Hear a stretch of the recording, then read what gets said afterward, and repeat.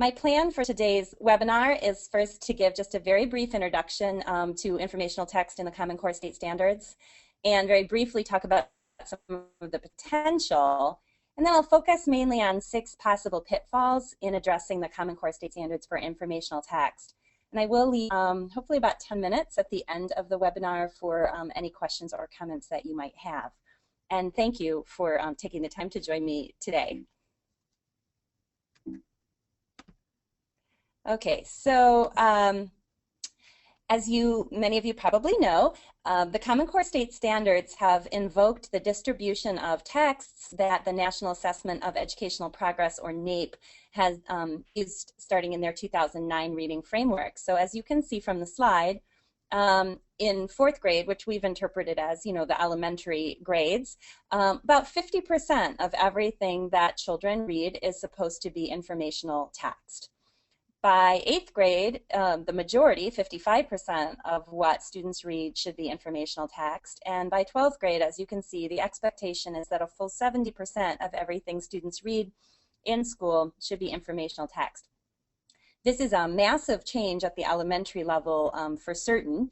In research that a number of scholars have done over the years, we've found that informational text usually occupies a much smaller proportion of students' reading diets in school in the elementary grades. So moving to 50% will be a huge change.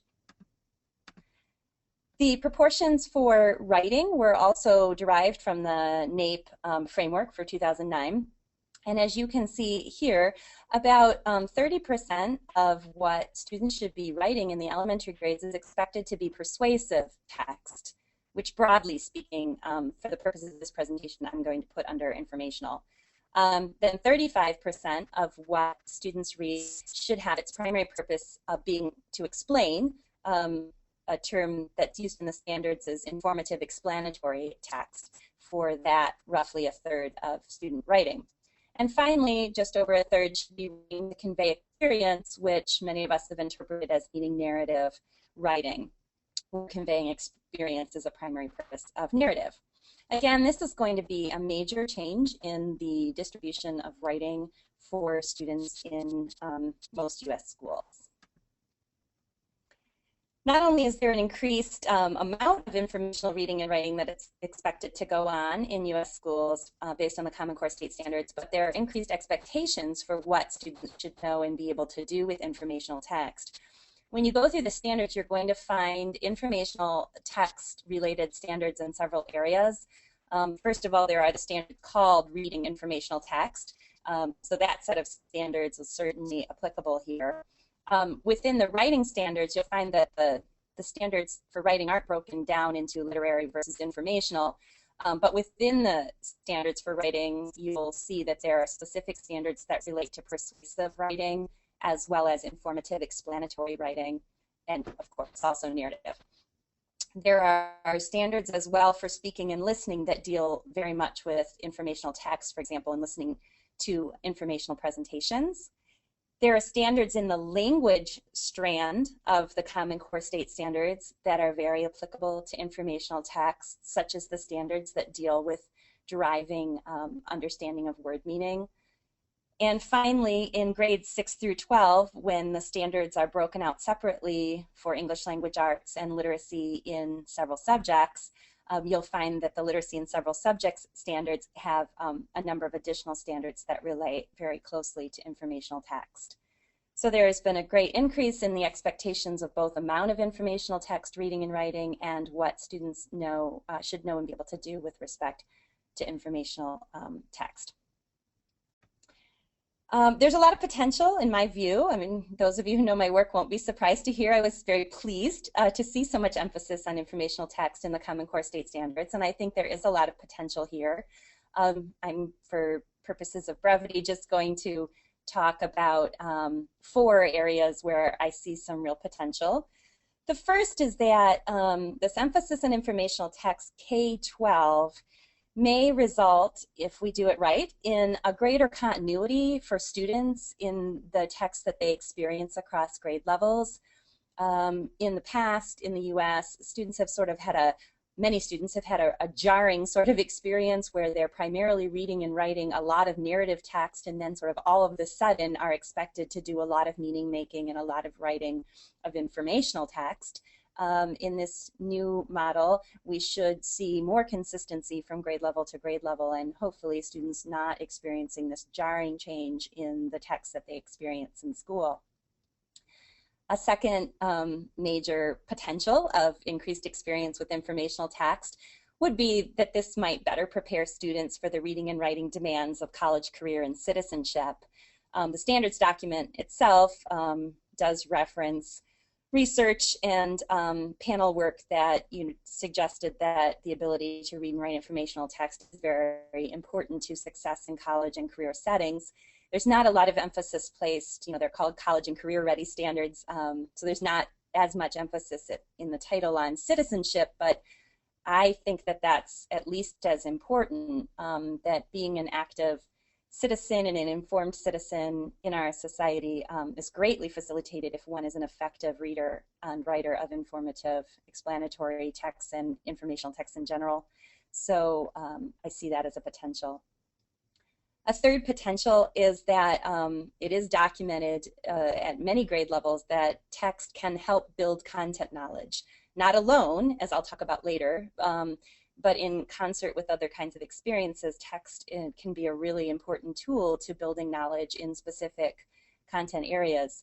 So increased experience with informational text, which is designed to be a knowledge building device, should and could result in greater content knowledge for U.S. students. And the fourth area of potential I wanted to point out is that we do know from research that some students really prefer reading informational texts. They just have a proclivity for that kind of reading. And we also know that depending on the topic, some students for some topics really want to read informational texts. And so including more informational texts in school may give us an opportunity to engage some students who might not otherwise be as engaged. And informational text, as I'll talk about later, can be really used in the classroom in situations that might increase overall motivation for learning. So those are some of the areas of potential with informational text. But I see there being many pitfalls. Unfortunately, my time today doesn't permit me to go into all of them, but I've chosen 6 that I think I'll have time to talk about. So these are 6 dangers, I guess, that are inherent in our beginning to try to implement the Common Core State Standards for informational text. And you'll see those listed on your screen, and I'll be going through each one individually now. So the first pitfall I wanted to talk about was what I'm calling going overboard. So I've already had people come to me, often with great pride, to say that, due to the Common Core State Standards, they're now doing almost all informational text and everything is informational text. And maybe they think I'll be happy to hear that, but I'm not, because we certainly can use informational text too much. Although my work is primarily in informational text, I certainly recognize, as I hope all of those of you on the call today recognize, the importance of literary reading and writing, and I wouldn't want us to crowd that out of the curriculum. So one worry I have is simply that the pendulum will swing too far, or districts will go overboard in their emphasis on informational text. Along those lines, I thought it would be important to draw attention to 2 footnotes in the standards document that I think people don't always read. These footnotes appear on the bottom of page 5. The first footnote deals with the notion that the percentages on the table, and there they're referring to the table I showed you earlier that comes from the NAEP framework, that the percentages on the table reflect the sum of students reading, not just reading in English language arts settings. Teachers of senior English classes, for example, are not required to devote 70% of reading to informational texts.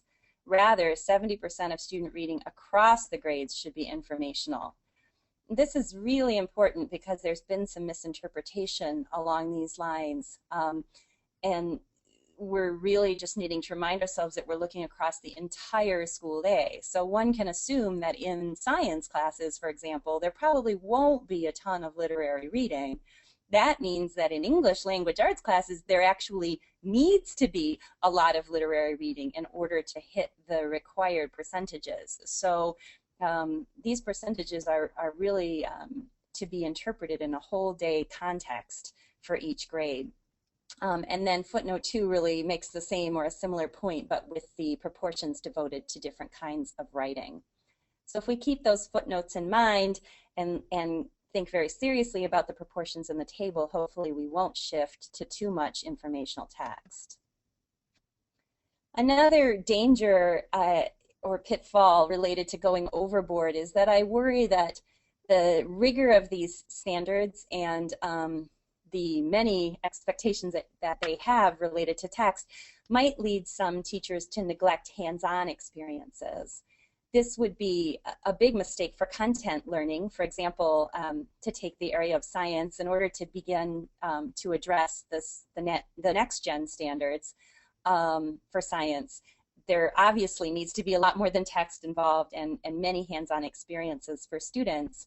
But even if you set next-gen and other content standards aside, even to meet the Common Core state standards, I would argue that students need to have many experiences beyond text.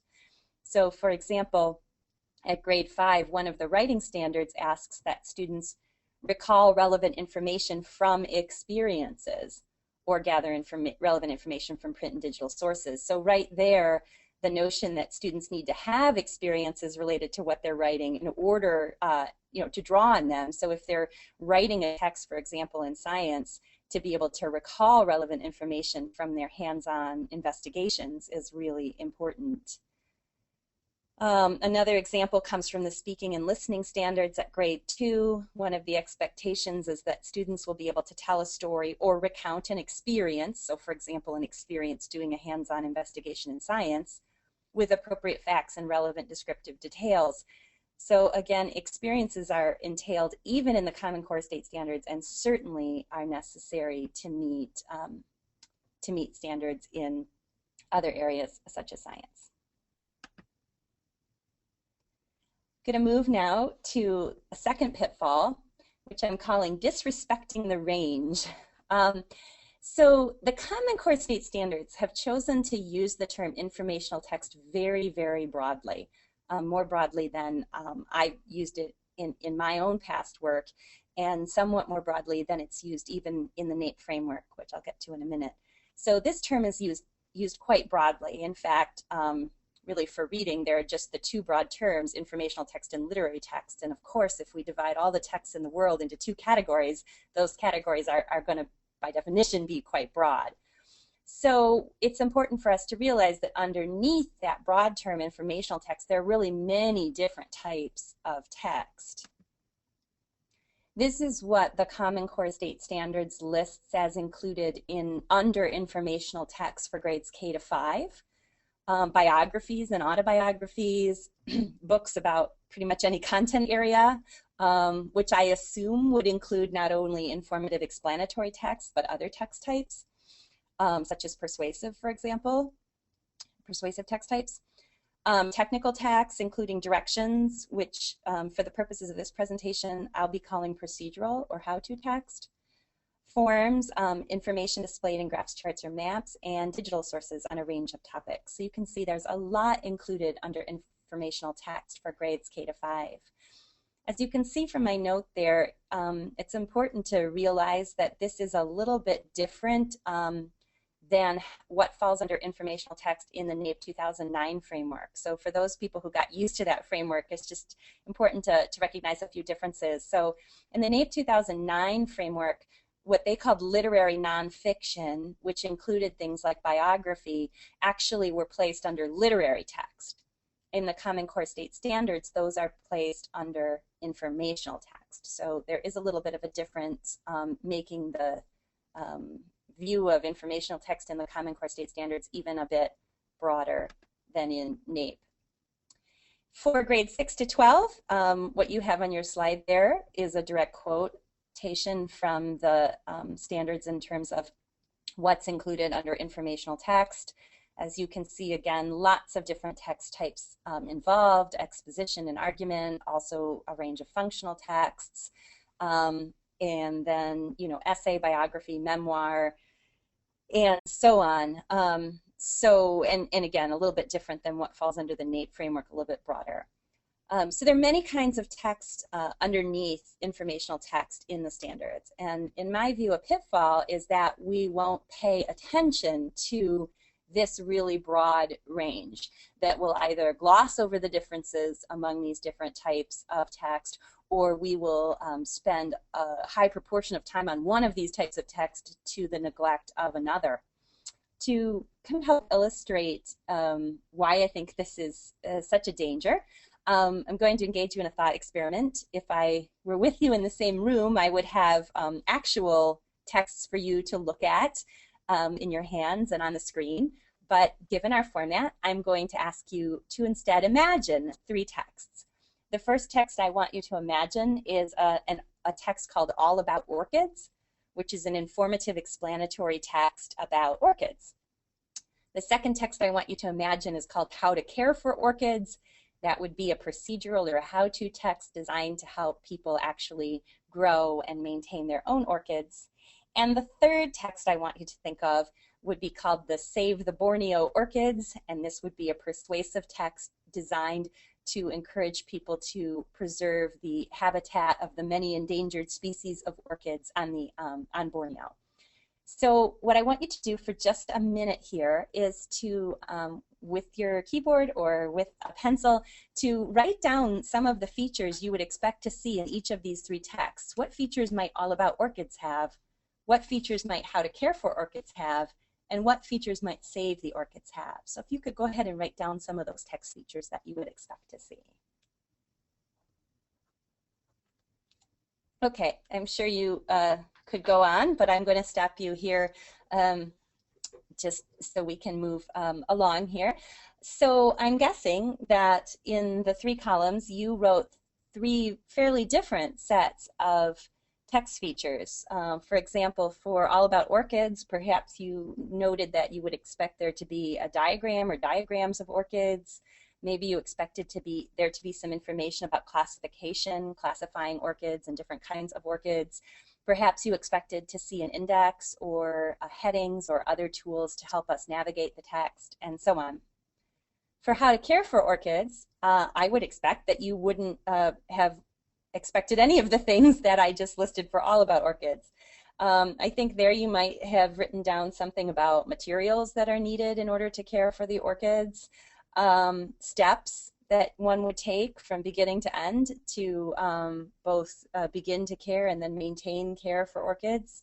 You might have written down something about the use of imperative verbs, which are common in orchids. Which are common in procedural texts. For example, telling you to cut the stem or to spray the water. You might have expected some measurements in the text to tell you how much to water the orchids, for how long, how often, and so on. In the Save the Borneo Orchids text, perhaps you wrote down something about the text giving reasons why one should save the orchids. You might have written down the use of statistics, number of orchids that are endangered or how many species are being lost every year. You might have written something about persuasive photographs, such as pictures of the orchids and pictures of people chopping down trees and so forth in the orchid habitats and so on. The purpose of this thought experiment was to remind all of us that different kinds of informational texts, because these are all informational texts in this broad view of informational texts, that different kinds of informational texts have really different features. So I often hear people talk about informational text features, but we can't really use that phrase when we're talking about informational text as defined by the Common Core State Standards, because it includes texts that have very different features. For example, a biography has very little in common from a featural perspective with procedural text, which has very little in common with informative explanatory text like All About Orchids, and so on. So it really doesn't make sense anymore to talk about informational text features. And it definitely does not make sense, I hear this all the time in classrooms, to talk about nonfiction text features. You know, if I write a story about what I did over the weekend, that is nonfiction. But my story about what I did over the weekend is not going to include probably any of the features that any of you listed for the 3 ORCID texts.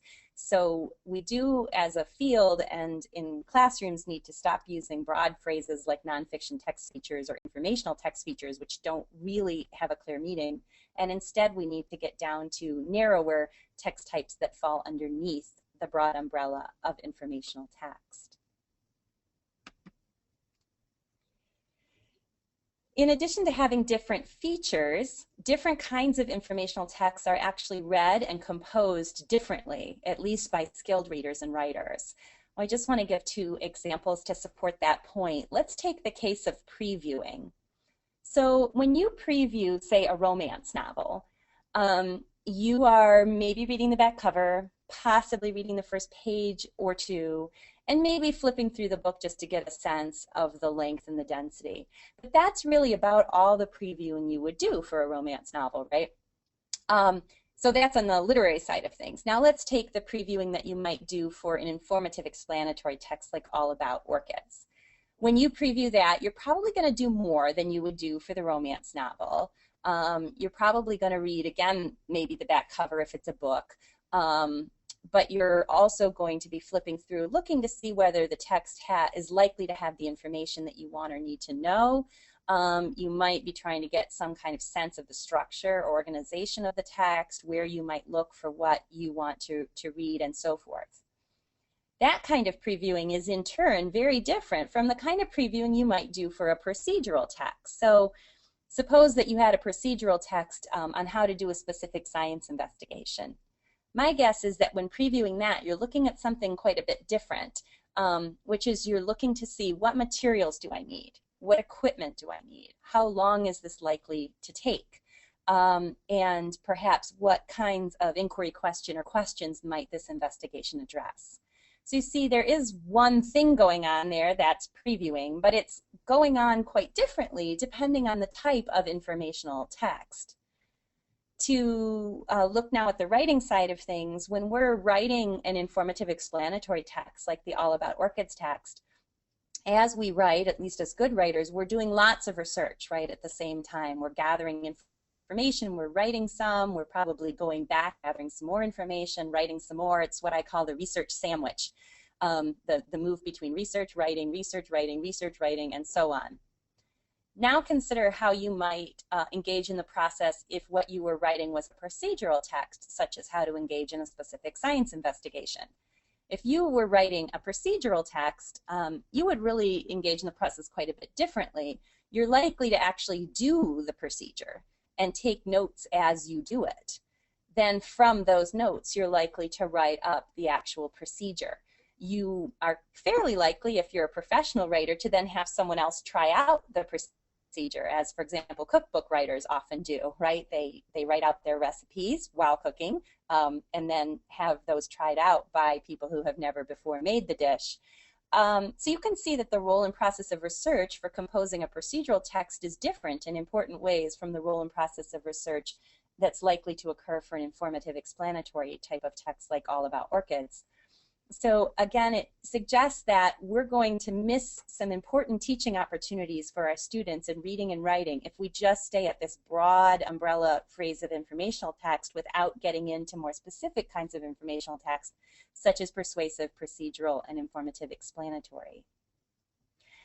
As you'll see in the middle of the slide, we do have some reason to think that students need experience with each type of informational text that we want them to learn to read and write. So for example, tons and tons of experience with procedural text will help students become better readers and writers of procedural text, but it actually isn't likely by itself to transfer over into making them more effective readers and writers of, say, different kinds of persuasive text. Another implication of this range of text types is that teachers are going to really need to learn about the purposes, features, processes, and instructional strategies for different types of text. That is, for a teacher to be most effective at, for example, teaching students to preview with different types of text and teaching students how to engage in writing of different kinds of text, the teacher herself is going to need to know a lot about the features and processes for different kinds of text. And that is not information that is generally included in our pre-service or in-service teaching courses. So there may be a lot of work for us to do here in terms of building teacher knowledge. On this next slide, I just want to give you an example. This is my favorite example, so forgive me if any of you have heard it before, but I just want to share an example of why teacher knowledge about different kinds of informational text can be so important to their effectiveness in teaching. So what you see here is a page from a how-to or procedural text that's about how to make a wind vane. So it's a science-oriented text, okay? And so I was in a classroom in which second graders were following this procedural text to make a wind vane, which they were then going to take outside to use to measure the wind direction because they were going to be doing PA announcements about the weather for their school community over the next weeks. So the students are in small groups and they're working on making their wind vane, one wind vane per small group. And in one of the groups, the kids had basically put the arrowhead and the tail of the wind vane arrow on flat. They taped it flat onto the plastic straw. And what happens if you do that is that when the wind vane turns, or when the wind vane is out in the wind doesn't catch the arrowhead because the arrowhead and the tail are flat rather than vertical. Sorry, I'm realizing this isn't a great example when you can't see my hands moving to show you what I mean, but rest assured that in order for this to work right, you really have to have the head and the tail of the straw taped on so that they're vertical and can catch the wind. So one group had done it wrong, and in my experience generally what happens in that situation is either the teacher doesn't notice that that's happened or the teacher comes over and corrects the kids. But in this classroom, the teacher knew quite a bit about procedural text and about how good readers and writers read procedural text from some professional development experiences that she'd been engaged in.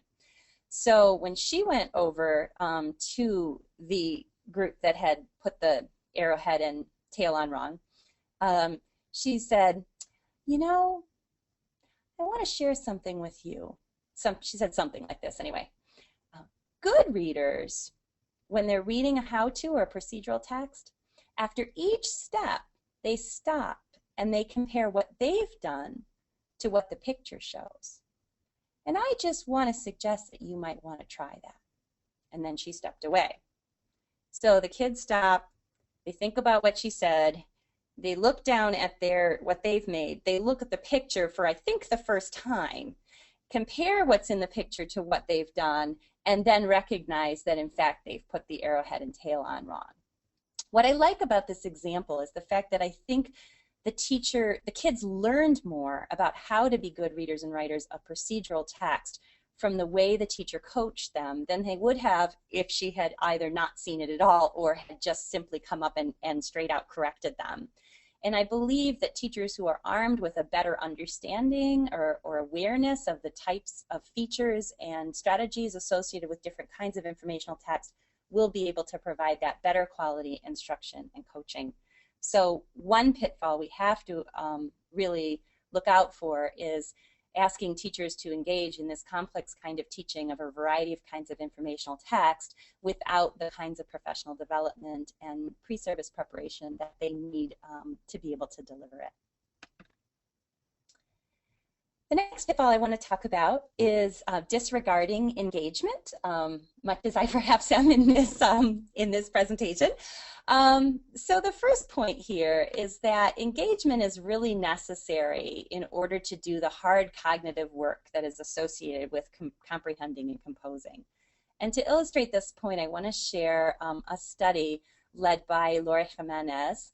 And here's how the study worked. She surveyed a whole bunch of fourth grade students about what they like to read about in expository text. What are the topics they like?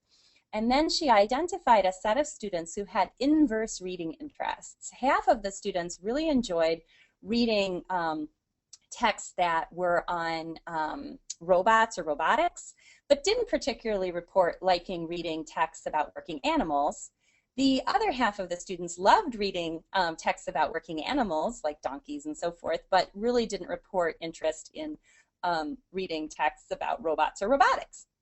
Then she had all of the students, regardless of their reading interests, whether preferring robotics or preferring working animals, to read 6 texts, 3 on robotics and 3 on working animals.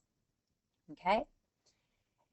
And she then coded these readings. Oh, I should stop and say she had them think aloud as they read about what was going on in their minds, and then she had them do a recall at the end, everything that they remembered across the each set of 3 texts.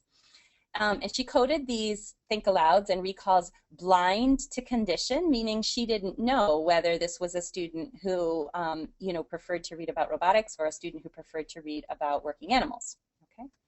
What did she find? She found that when students were reading texts on the topic that they had identified as being of interest to them, they used more comprehension processes, meaning they just more active cognitively. They had more going on when they were reading. And also they used a greater range of comprehension processes. They tried more things to construct meaning with the text that they were reading. They also had higher recall, nearly double the score. And all of these findings held, even controlling for background knowledge, so even controlling for the effect of what they knew about the topics of interest or non-interest. This study, I think, helps to illustrate why when we want students to do the really hard cognitive work that the Common Core State Standards demand, we have to be very concerned with their interest and their level of engagement. And so disregarding engagement, I think, is a real pitfall for the Common Core. And I do want to point you just a little advertisement for the International Reading Association's Literacy Research Panel. They have a blog, and sometime in the month of June, there'll be 2 blog posts coming up related to the relationship of engagement to the Common Core State Standards, one by John Guthrie and one by Catherine Snows. And Catherine Snow will be specifically talking about the issue of close reading in the Common Core State Standards and its relation to engagement. So I hope you'll be on the lookout for those. And finally, as you, I'm sure, well know, we do know that more motivated, more engaged readers and writers comprehend and compose better. They read more, they grow faster. And so for those reasons as well, even though the Common Core State Standards document says very little about motivation and engagement, I and others would argue that motivation and engagement are absolutely central to effectively implementing the Common Core State Standards. There is quite a bit of research, I'm happy to report, right, on things that we can do to promote student engagement in literacy. There's long-standing bodies of research in this area. I've put a couple of citations there, and at the end of the slides I have the full references for these pieces. One of the things we can do that I think is particularly important to think about is involving students in reading and writing real-world texts for real-world purposes. And part of why I want to emphasize that strategy for promoting student engagement is because it has a number of other language learning benefits as well. So what you'll see here on this slide are 4 examples of having students read different kinds of informational text for real-world purposes. So the first example is for informative explanatory text, or what you might have thought about when you thought of the All About Orchids text. So one project might involve having students, engaging students in writing magazine articles to produce a magazine that could be available for people sitting in a local clinic. So at least around here, a lot of clinics don't have money to get subscriptions to magazines the way some doctors' offices do. And so here the students would be providing the magazines that people at the clinic would be reading. So they'd be writing that magazine for a real purpose, which is to inform and entertain clients at the clinic, and for a real audience, that is the clients at the clinic. We do have a lot of research with older kids, and a student of mine, Megan Block, will soon be completing a dissertation with younger kids, showing that writers write much more effectively when they write for audiences beyond the teacher. And so here's an example where the audience is beyond the teacher. An example for procedural text of a real-world writing situation would be if students wrote a book on how to reuse household items for the purpose of helping the environment and raising money. There was such a project that I had the privilege of witnessing in a first grade classroom, and so you can read about that at the citation at the bottom. But briefly, the audience for these books that the children wrote, this book the children wrote on how to reuse household items, were consumers at a local farm market. They wrote the book and sold it and used the money to help start a recycling program at their school. So that's an example of a real-world writing experience for procedural text. For biography, a project that I've seen done and that I think is a great example of real-world writing is students getting together to work on writing profiles of members of the school staff. So that on the staff website and around the building, when visitors of the school come to visit, they can learn more about faculty and staff than just their name. Such profiles are common in other settings, for example, on the websites of universities, but not so common in school settings, and yet they have a clear purpose and clear audience for reading. The final example I'll give is a persuasive text example, specifically a persuasive proposal. This is a project that we've done in a number of second grade classrooms in which students visit a local park. They identify deficiencies with the park, and then they develop a persuasive proposal to present to an official from the local government, proposing that the local government make improvements to the park.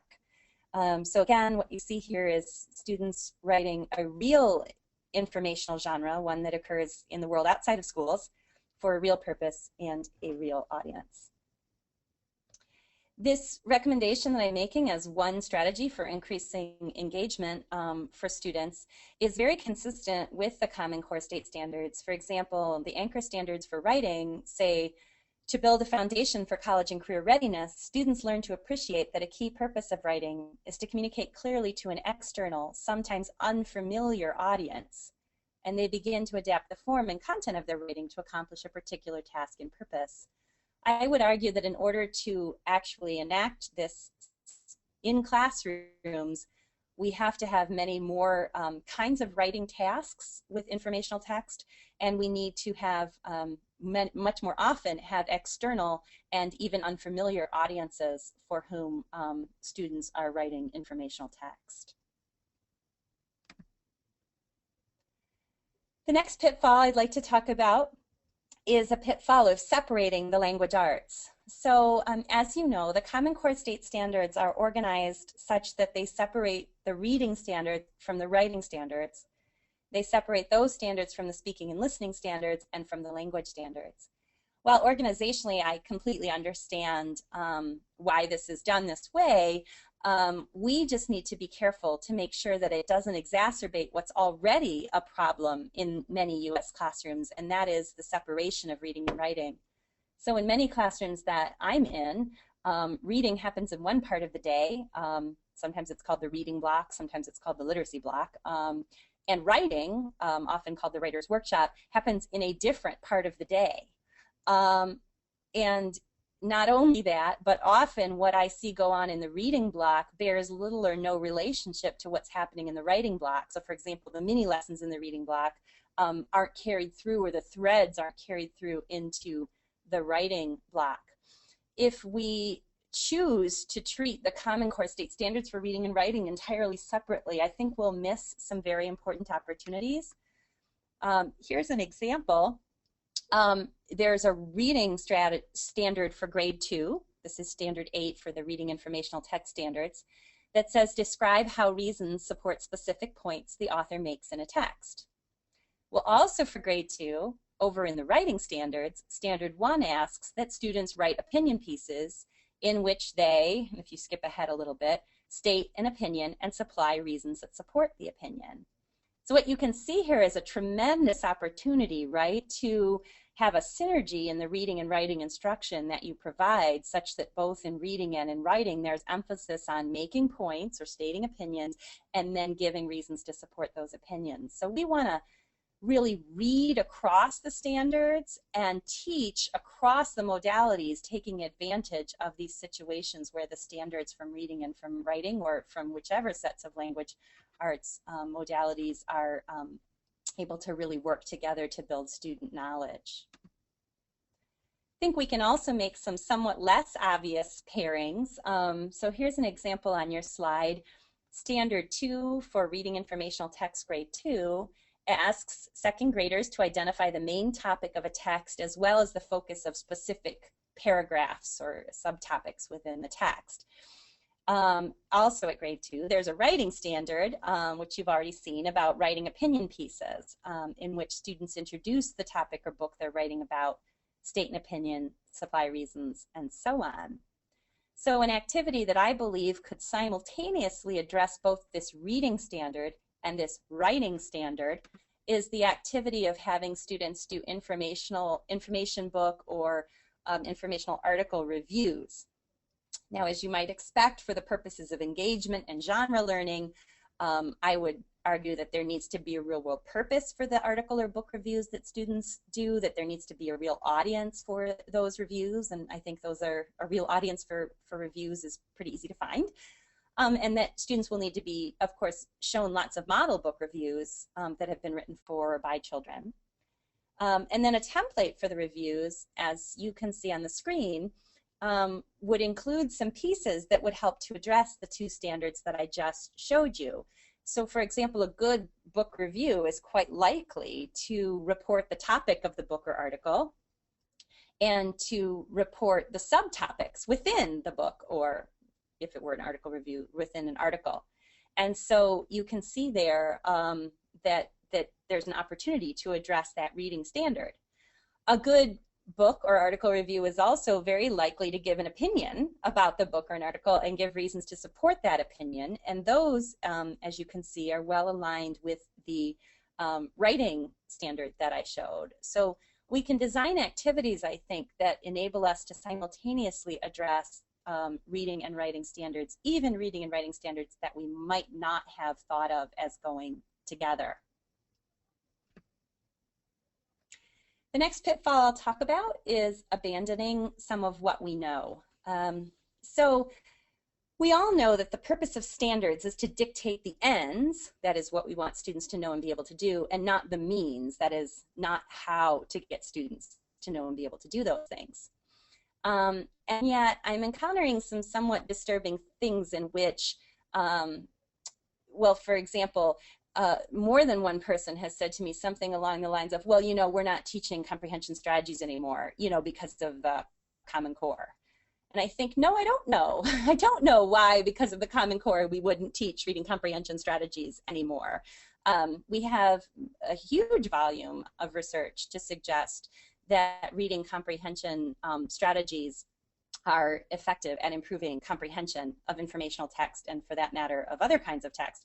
So I can't see why we would stop teaching comprehension strategies.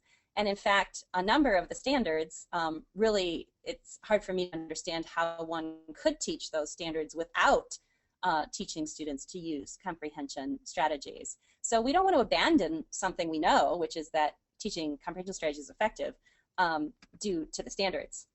Similarly, standards can't spell out everything. So we know that effective informational writing engages the reader often and sustains the reader's engagement. Now, the writing standards don't say a lot even across the grades about capturing and sustaining readers' engagement, but I would hope that we wouldn't stop teaching kids to capture and sustain engagement just because not each of those details is laid out in the standards. And the final pitfall that I'll mention today is the pitfall of overlooking some of what's new in the standards. So I've kind of been starting to use this term standards stereotyping, which is I feel as though some people are boiling the standards down to just a few shifts, like, oh, the Common Core state standards, they're about close reading and complex text, or they're about close reading, complex text, and informational text. And I do understand the temptation to want to take such a large document and boil it down to a few points, But I think that that's really dangerous because it means that we may overlook a lot of other important shifts that we need to be making or things we need to be thinking about in terms of our instruction. I've given two examples here on the slide. The standards have so much focus on visual text and visual elements of text, and yet I don't hear very much being said or done about that focus. It doesn't seem to make the standard stereotype. Another example is that there's a great deal in the standards dealing with assessing the credibility and accuracy of sources. Again, I'm not hearing much being said about that, but that is such an important area for us to attend to. Some of these areas that are getting overlooked, I think, are areas where there's maybe less research, but there is at least some. On the next two slides, which I don't have time to go over today, but the next four slides, I'm sorry, are just some material about some of the work some colleagues and I have been doing around the topics of visual text and assessing the credibility and accuracy of sources. And we are not alone. There are a number of scholars working actively right now in those areas, trying, I think, to provide more guidance to the field as they implement those Common Core state standards. So I am hoping that we will not overlook those standards, and we'll kind of get beyond the stereotypes about what the standards are about to really look at the many different facets and shifts that are entailed in the standards. So to summarize, number of areas of great potential in terms of the Common Core state standards and informational text, but also a number of pitfalls, only some of which I have shared today. The stakes here are very high. This is a quotation from a recent study by Topping and colleagues. And in their data set, they found that classrooms that were characterized by particularly successful comprehension were pretty much equally good at achieving comprehension with fiction and nonfiction books, and those were the terms that they used in their study.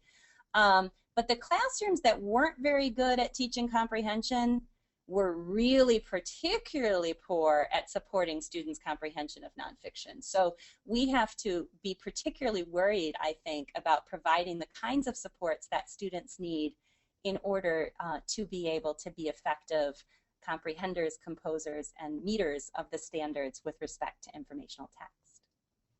So that's it for me, and time to turn things back over to Text Project to field some questions.